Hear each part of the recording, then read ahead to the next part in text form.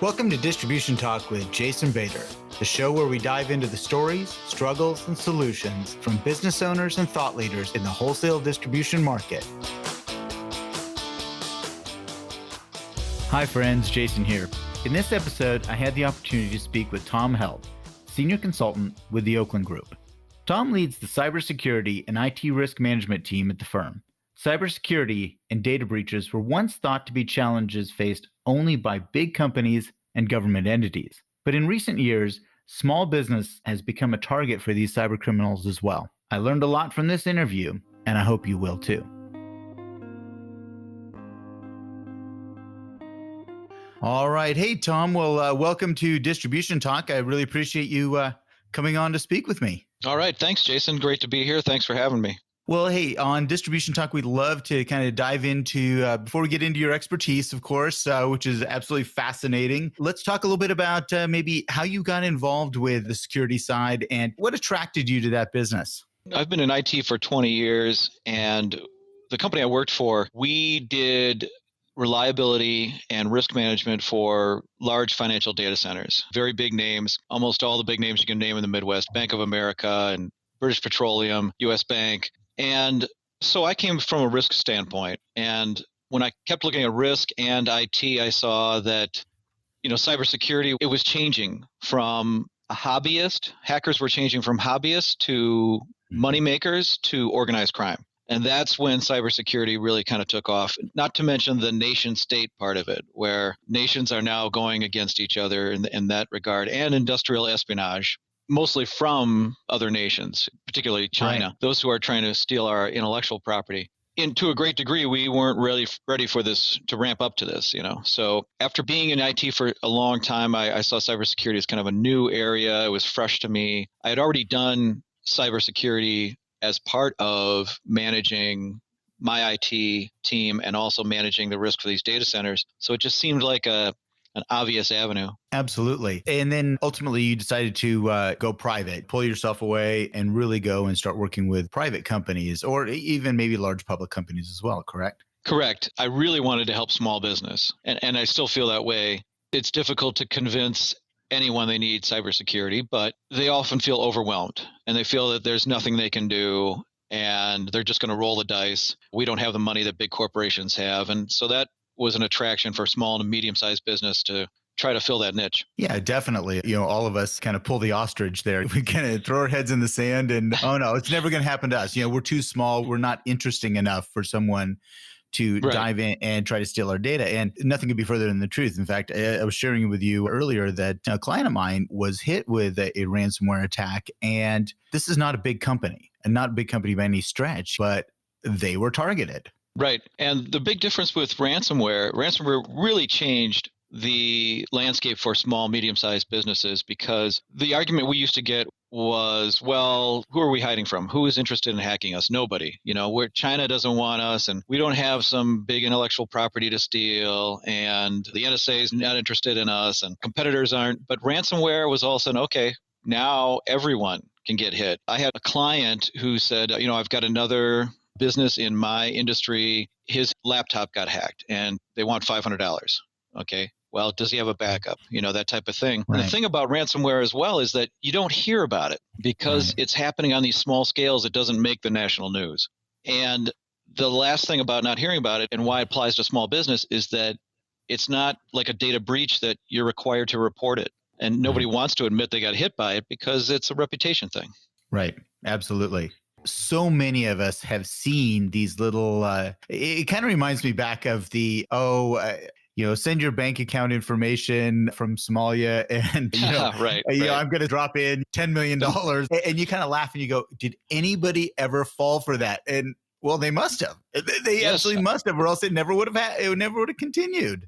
Yes, I heard of someone early on, that the Nigerian prince story. That I think that's how they grouped that under that title. And somebody actually told me of, they felt ashamed almost to admit to it, but they had given him a routing number, an account number on the checking, and it was boom, it was gone. Then they realized, this just doesn't ring true. This is going back quite a ways, but same type of story. An old boss of mine called me at the firm I was at and said, hey, did you hear about Microsoft today? They got hit by, their computers are down. They need everyone to send in their credit card information and their login. And I was in the middle of my day. I wasn't really listening. And I hung up the phone and I thought, oh my gosh, Darren, I think you've been hacked. And I called him back immediately. I said, you need to stop the train on this one. Anyway, so it does absolutely happen.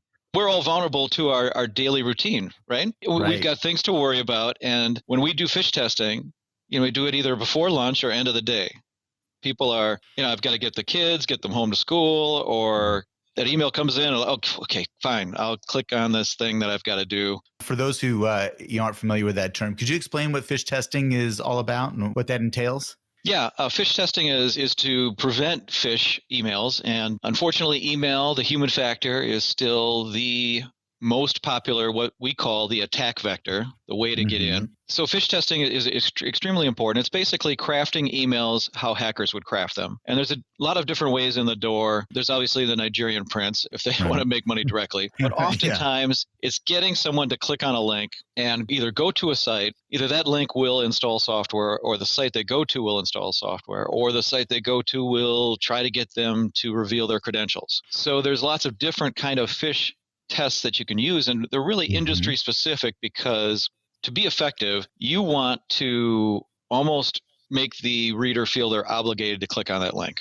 So we'll often put together something that looks like an organization that if you're in realty, which this is a big problem, growing problem in realty and title insurance, a lot of fraud going on there with phishing, and to try to look like it's an association or something like that, or to look like often a tactic there is the hacker will find out when the seller is going on vacation, and they will use that to know that they're not going to be answering their email, and then they'll send an email and get a process going to get money forwarded saying, well, the closing date is moved and money needs to be exchanged, that type of thing. So we do it industry specific so that it pulls them in to get them to click on that link. And the link will, like I said, will do anything from the payload, as we call it, could be a dropper, they call that, it installs a bot on your machine. And that is basically going to do a variety of different things, or again, gets you to give up your credentials. And it's a way to bypass. It bypasses all the protection, just like portable media is another risk, where you have all these firewalls and you have this security system that hopefully your IT security team put in some great protection. And an email bypasses all of that, gets right down to the workstation or the mobile phone, and makes the job of the hacker much easier. Interesting. Yeah, it's fascinating. Actually, this week, I'm seeing a lot of invoices, remit payment to this invoice. I'm seeing that one come through quite a bit right now. And it's funny because they seem to go in trends. It seems to go in waves, that it'll be a certain type. And then, all of a sudden now I'll get another type. And it'll be interesting how the flow seems to just kind of change each month, maybe. Right. It's almost like the stock market. Once that stock is soared, then they're moving on to another one to show interest because it's become too popular. Yeah. Right. I look at these, and some of them, some of these emails are getting so sophisticated. I looked at one that I could have sworn, I'm like, man, that looks an awful lot like some UPS notification. They're getting good. I mean, really good. I'm looking at this going, it's just not, it just doesn't feel right. Yeah. And it's easy for them to find a situation where I can give you other hacker stories, other creative things done in other areas where Department of Homeland Security did a Phish test, not a Phish test, but a social engineering attack where they left USB drives out in the parking lot. And some of them didn't have a decal on them, and some of them had the DHS logo on them. Well, the DHS logo, just because it had the logo, they were more likely to put it in their machine. Because they say, look at it says Department of Homeland Security, and there's that side that says, once, it must be safe, and two, I'm curious as to what's on this thumb drive. There's another situation where a really good hacker down in Austin, I spent a year working bank security in Austin, and there was a very good hacking team that, they work on people's emotions, so they would send an iPad to an executive saying, congratulations, you've won this iPad. And somewhere they would have some wording like, and by the way, don't tell anybody because we don't want others to get jealous. Obviously, they would word it a little better. Of course, yeah. So they would turn this iPad on, which has software on it that is spitting out information to the hacker. And they connect it to their Wi-Fi network, their private Wi-Fi network, and they walk around with it for a while, basically spitting out data that is either being sniffed from other machines, or they can turn the camera on and they can actually, there's a Carbonac was a popular virus that, as kind of a gag, it allowed these ATM machines to spit out cash. This was in Eastern Europe, randomly spit out cash. But what it was really meant for was turning on cameras in banks so they could find out how wire transfers were done. So they could learn that and then make a fraudulent wire transfer. So, yeah, you're right. The creative side is definitely on the hacking. So. Yeah, absolutely. And it's funny. I kind of start thinking about, we all have this vision of, hackers, these, malcontent teenagers, sitting there in rooms. Mom's basement, Right, exactly. But no, it's a whole nother ballgame. Oh, yeah, it's organized crime. And, in Eastern Europe, people used to say to me, why do people do this? Why do they still have that idea that it's just somebody, like you said, malcontent, right, who, is pro-anarchy and wants to hack the world and bring down our economy or something like in the movies. And it's more like, if you're in Eastern Europe, well, drug or human trafficking is far more risky than buying a $50 laptop and sending out some emails and getting 1 out of 1,000 people to bite. And if you want to learn how to do it, you can join a gang that is answering to a higher power. It is organized so that it is organized crime. Interesting. And I'm definitely seeing, more and more of these types of emails coming through and these phishing, so obviously there's an income there. There's a steady income stream for folks, or else they wouldn't be doing it. Oh, absolutely. And you have to put it in terms of a comparison of what are their, I bring up Eastern Europe as an example. If you have repressed economies, making $100 a day is, if you get one person to bite on a $500 ransomware, that might be what people are making all week or all month. So, Tom, how do mere mortals like ourselves really protect ourselves? How do we recognize this threat and how do we get in? So you like working with small businesses, as you mentioned, and, so how does a small business really start looking at this seriously? The biggest thing first is establishing policy. I find usually across the board, small, medium-sized business, they don't have a policy. They don't have a policy about, and it's not just about Phish, but it's about, do you have a Dropbox account? Do you have a thumb drive that you take home and you put in your laptop at home? Or maybe your child puts it in their laptop and plays games that are downloaded that are free. And the free stuff is never free. I had a family member who kept watching free sports online. Well, every month there would be a very virulent virus on that machine because the streaming software came with a virus, so that's how they were making their money. And the big thing that goes along with that is, a data inventory and starting the conversation. And that's what policy does. Even if you haven't had any policy, to start the conversation with the employees and say, you know what, we're at risk here. And we're not trying to be looking over your shoulder, because small businesses don't want that. Like, all right, we don't want our employees to think that we're watching them. And it's more to say, look, we're at risk here. We have to do this for insurance. We have to do this for liability if our customer data gets taken, that type of thing. And policy is a part of that. So they say, we don't want you to have thumb drives anymore. That's an example. Or if you do, they're going to have to be scanned before they're used. And that depends on what risk the company has. People love to have their own Dropbox, their own cloud data accounts, data storage. And sometimes they're mingling work documents in with personal. Say, well, I got a cloud drive and I got to work on this document at home, and it's just going to be easier for me to put it up there and then I can download it at home. And so there's not even enough segregation, so that basically, there's a dividing line between business and personal. Sure. Starting the conversation there, not using personal email accounts, that's another thing where the amount of spam or phishing attempts that come into personal accounts that just multiplies the issue. So the conversation starts first. An ongoing Phish program is a great idea, so that, and not just one Phish test, like, okay, let's see how vulnerable we are. And we'll use today's, as you mentioned, these are constantly changing.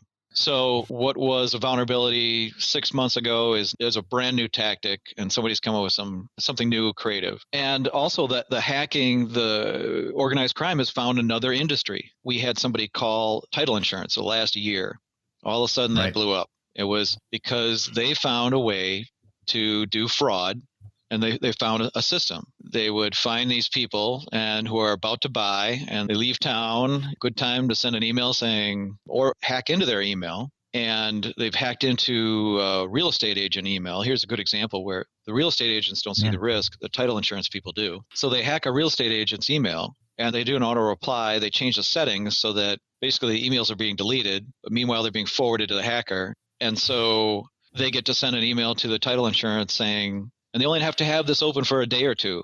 And, and how often if somebody stops getting email, they just think, oh, it's a slow day. And then all of a sudden, a day and a half later, it's like, no, your account's been hacked. And we got an email, saying that their closing's been changed, that type of thing. Right. So anyway, starting the discussion, starting an ongoing Phish program, continuing an ongoing data inventory program. We suggest a survey, that says, in particular, it gets down to change management too. It's like, well, a lot of these companies, I got the comment, well, nothing really changes at our company. I said, really? Nothing changes? I bet somebody in the last year has a new Dropbox or a Google Drive account. They're using it for documents for work. Now, whether those documents are risky or not, I don't know, but I'm betting there's change. And if you ask employees, they'll say, well, are you doing anything different this year? And they'll go, no, I'm nothing. Of course not. No, everything's the same. To them, everything's static. It's just another day, in the grind. But if you have a survey that says, do you have a Dropbox account? Do you have a Google Drive account? Do you ever store work documents on those accounts? Oh, well, yeah, once in a while I do. Okay, that's a way of getting the conversation to a level where you're actually getting the information you need. So those are really the three things are, the ongoing Phish test or social engineering, like the USB drive or that type of thing. Again, more sophisticated if you're more at risk. If you're a legal firm, title insurance, financial, well, then you want to go further. The risk assessment in terms of where's your data traveling, where's it being stored, who's sending it, do you send stuff in email that shouldn't exist forever? There's that issue as well. And a lot of it starts from policy, starting the conversation. So Phish test, the data inventory, risk assessment, and policy, those are the three things that if you're doing nothing will take you a long way. I had read a little article that you did, or an interview you did with a colleague of mine, friend of mine, and we were talking about this offsite storage of data, but understanding how long it takes you to do that backup, to actually recover that information, to get going again if you are attacked. Oh, absolutely. That's the classic 72-hour story that I always tell. Yeah. We were doing disaster recovery roundtable for a very large, because I'm revealing a shortfall of theirs. I'm not going to reveal the company name, but sure. Believe me, you've heard of them. You hear of them all the time. And they were in this roundtable, and part of the exercise, we do these for banks as well. When I was in Austin, you're required to with the FDIC to go through a disaster recovery saying, okay, there has been a tornado and, the bank, the data center is wiped out, or the data center is not accessible. Our fiber line is cut, so forth. So we were in the middle of this roundtable, and we've been going through this roundtable for about an hour and a half because you change the scenario slightly. Initially they don't know what's happening, and they say, well, okay, the problem's just gotten worse. And they say, okay, well, we have our hot site and we've got our servers. We're going to spin those up, and we're going to be 8 hours away from having our backup servers running on our hot site. And we're ready to go. And they turn to the guy who is in charge of the data backup, and they store their data backup at Iron Mountain. And of course, this is going back a few years, so the data backup is on tape. And he said, okay, so we're all set to go. How long before we're back up and running, get the data back? He says 72 hours. Then everyone's mouth drops. Like, we are prepared for everything except that time frame for recovery. And obviously that may have improved in some cases, but if you're not rehearsed, you have no idea. So whoever the IT, in fact, there was a very interesting story about a company in the Milwaukee area that was supporting nursing homes, data backup for nursing homes, 110 nursing homes. And they were actually the backup solution, data storage and backup solution for a lot of these nursing homes. And they got hit by hackers. They demanded a $14 million ransom because the hackers are going in and they're seeing the amount of data and they're thinking, they're judging how big a company is this. And so that's how we're going to gauge the ransom. They couldn't pay it, and they couldn't recover. And they basically just had to say, you're all out of luck. You will have to rebuild your patient records. They were having trouble filling prescription refills. They had nothing because they had actually counted on this place as a data backup. So there's an even worse case scenario where your vendor has actually let you down. You were going for reassurance and they became a target because the hackers are saying, well, why go after one when you can go after a group, right? So, and that happened in Texas. They went after several cities all simultaneously, and they brought them all down simultaneously. Yeah, it's a truly horrific story. I mean, because you're talking about, as you said, prescriptions, medical records, and things like that, things that are vital. I mean, life and death stuff, not just financial, but this is now life and death. This is, that patients could be, obviously getting the wrong medication, not getting access to the medication, and dying. I mean, I think that's just, this horrific outcome that could happen. If I could for a moment, I want to circle back. You mentioned this enormous sum of money, from a ransomware standpoint. And I think I was sharing with you, I had a client that did get this type of attack. And I can't recall what the amount of money was, but it was enough, a significant amount of money. Typically, should somebody pay this? Should they not pay this? I mean, what would you advise here? Well, again, the greatest thing to do, the best thing to do is to be prepared so you wouldn't have to pay. But if you're not prepared and it's going to bring down your business, then you might decide that paying is, in some cases, it becomes a financial decision. Or it does pay if you can wait, if you can do some time to wait. The funny thing, I heard this segment within the last year about how good customer service has become in ransomware.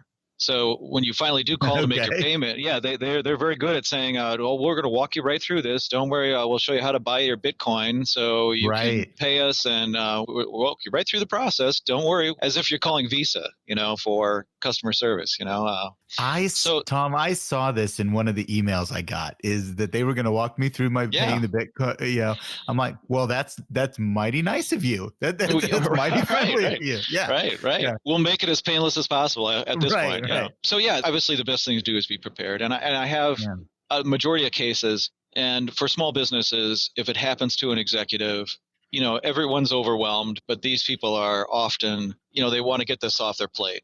And if they can survive a day or two without it, they may be able to get the ransomware hackers to come down in price, to say, well, maybe they're not going to pay. Maybe they're not going to pay the $1,500.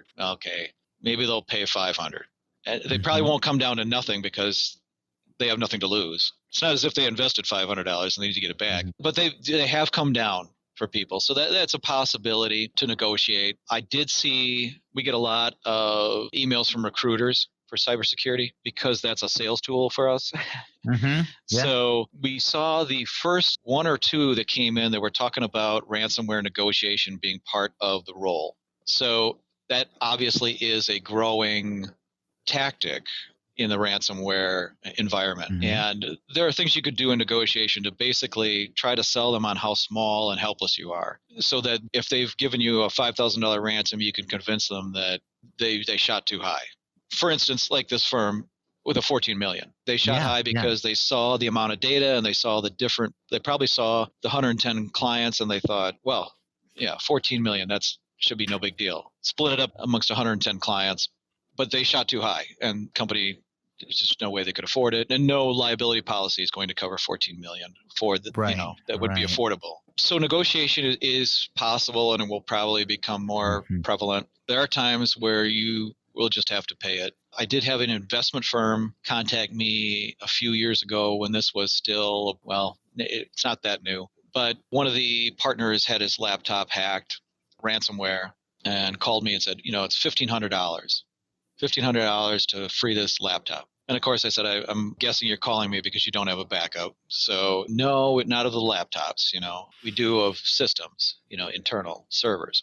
So I said, well, in terms of investment firm, you want to get this stuff off your machine. You want to get the data and then scrub that machine, because you're probably pretty lucky that they didn't figure out that if they had the right kind of ransomware, maybe they could have gotten further into your network and done a ransom on your entire investment firm instead of just this laptop. So I think in that case, the hacker did not see what was behind that laptop. They didn't see the fact that this guy is one of 6 partners in a very high-priced investment firm. Right. Multiple millions of dollars of investment. Yeah. Now, and again, just kind of looking at this, you pay the ransom. All right, let's say $1,500. Most people say, yep, I'm just going to do it.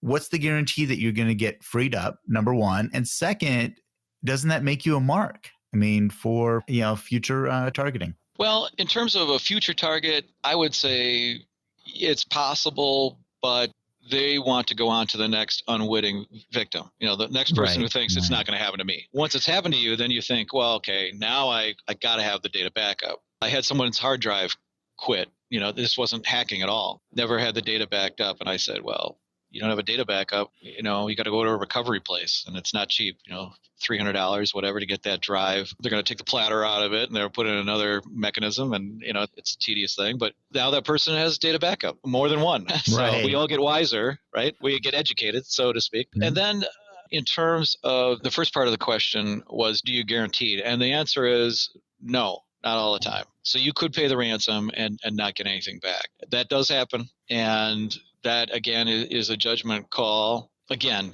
in some cases, the customer service is so great that you're almost reassured that you will, because they want future business. So what's odd is, this industry of ransomware, the big players want people to know that they will get their stuff back, because then they're more likely to pay the ransom. So in a way, the industry is trying to get a reputation. So they're building a reputation. Yeah. Right. Building a reputation of giving the token codes, the keys, basically, to unlock the encryption. So this reputation of the gentleman thief rather than just the thief. Yeah. Right. Yeah. We're thieves, but we do keep our word. Right. Interesting. Well, Tom, I mean, you talk about building awareness. One of the comments that you had made in this article was that the employees are really your last line of defense. How do I really drive that message home with employees? And how do I really help them understand that, hey, we are all vulnerable if we don't think about this? Well, one of the things that I think is beneficial to remind them, and that's the story about the executive who gets his laptop hacked. That's a personal laptop. So, okay, now it's not just exposure of the company, but it does bleed into your personal life. We're trying to protect us, and we're trying to protect you too. And maybe throwing in some points about how to protect the home network, and that will help the company too, in some regard.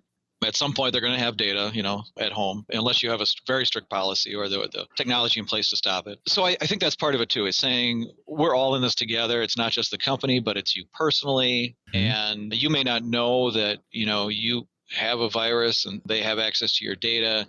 There have been cybersecurity people that talking about what are the next things to come in ransomware coming down the chute here as things get creative, and creativity gets applied to new technology pretty quickly before the safeguards are in place. So they're already suggesting that, there's TVs that track what you watch, whether they're doing it or not. I always say plausible, possible, or probable, right? So it's very probable they were when they came out of the box, because we already heard about those stories. But it's very possible the technology's there. And then these smart TVs have cameras, and home networks have cameras, and Wi-Fi cameras. And these Wi-Fi cameras have already been hijacked to create an attack, a DOS attack, denial of service attack against a website. Well, then they can also be hacked to capture images and personal things. Yeah. There's those that believe this is the next level, where it's going to be, imagine you turn on your TV and ransomware has been installed and it says, we saw what you were doing last night. In fact, there is a ransomware out there now that says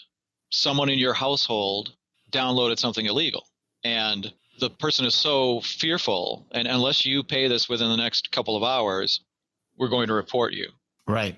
And we're all running towards our teenage kids saying, what did you do? What did you do? Right. But some parent might be thinking, I'll handle the discipline later. But right now, I want to protect my child, and possibly reputation, or that type of thing. Sure. So that sort of thing is happening. And so there is an argument to say, present it in an appropriate way, but to say, hey, we're all in this together, and the things you learn from us here at work will help you personally protect yourself as well. So I think that's a way to get the audience to pay attention. Yeah, that makes sense. And it was just something that was occurring to me that by law, these businesses, they need to have a safety meeting, with their employees once a month. That's an OSHA requirement. And it's just starting to dawn on me, like, at this same meeting, why wouldn't we also incorporate a discussion, about cybersecurity or data security. Hey, got them all together, and it's a requirement. Why not just add just this one extra piece? And I think that would start building greater awareness, if you were to do this on a monthly basis. Well, I agree. If you already have the vehicle where the monthly meeting is anticipated and you already have that audience, that's great. So Tom, tell me a little bit about the Oakland Group. Well, the Oakland Group, our premise is really to provide technical solutions to companies. So that may be on the need side or the want side. So we're heavy in data analysis, business intelligence. We are also in live stream video that has picked up in the last few years, and then also cybersecurity, which we've been talking about. And my premise was to build a collection of consultants, independent consultants, under one name that could provide top-notch services in technical solutions. So cybersecurity is one of those. And we really try to be there for the company that's like, you know what, we got into this and we're a little bit over our head. Right. And we need somebody who's not a fortune that can help us get out of this hole or help us figure out how to go forward. And so that's what the Oakland Group is. In terms of cybersecurity, obviously when they get over their head, it's usually they got hit by ransomware once or the company next door to them did. Right. Sure. So if someone wanted to reach out to you all, how do they find you? www.theoaklandgroup.com. And on that site, you will find our different services. There's also a contact form there. You can also reach us at our Chicago number is 312-772-3396. And your call will be forwarded to an available consultant. So that's how you can engage us. If you look through our services, you'll see that typically, and even cybersecurity, we have our roster listed there. We have two very talented consultants from the Austin area who worked with me in the banking industry, who have worked almost their entire career in banking or government. So we have a great staff. Myself, I'm very strong in the risk management area. We always can recruit the right person, the right independent consultant for the right problem. Great. Well, I'll definitely link all that information, in the show notes here. So I'd love to have people at least start a conversation with you if they're in that situation or if they're thinking about creating strategy. I mean, that's kind of the first step. I mean, hopefully articles like, I read and then podcasts like this, will at least bring awareness. And I think that's really the first starting. It's just bring awareness like, hey, it's not just for the big kids. This can happen to you too. I agree completely. Thank you. Well, all right. Well, hey, Tom, thank you so much for taking the time with me. This has been absolutely fascinating. Oh, it's been great being on your show. I really appreciate it. All right. Well, you take care, and I look forward to our paths crossing in the future. Thank you for listening. If you liked what you heard, consider hitting that subscribe button. Links to sponsors, products, and services mentioned during this episode can be found in the show description area on your podcast application or at www.distributiontalk.com. Distribution Talk is edited and mixed by Andrea Klunder and Edwin Ruiz at the Creative Imposter Studios. This episode was brought to you by my company, The Distribution Team. We are a consulting services firm dedicated to helping wholesale distribution clients remove barriers to profitability, generate wealth, and achieve personal goals. To learn more about how we can help your company succeed, check us out at www.thedistributionteam.com.